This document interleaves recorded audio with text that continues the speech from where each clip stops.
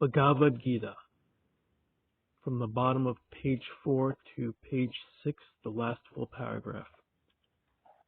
Anjuna accepts the Bhagavad Gita from Krishna and accepts him as the supreme Brahman.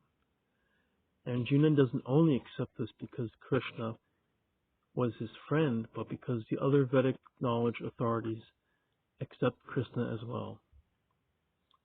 He also accepts everything that Krishna says is perfect, but does question, how can a mere mortal human know the personality of the Supreme Godhead without being a devotee?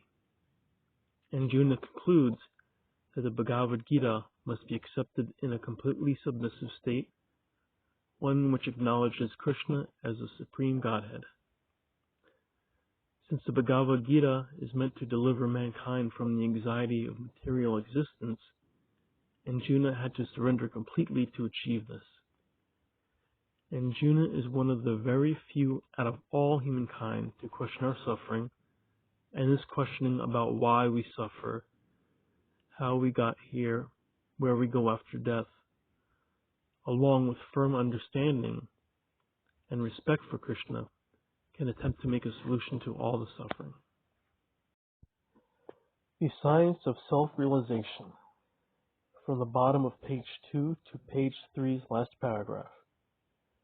People are naturally inclined to render service, but it will not feel satisfying and not achieve as much unless the person primarily renders service to the Supreme Personality of Godhead. A person must try to understand their relationship with God in order to be successful in life.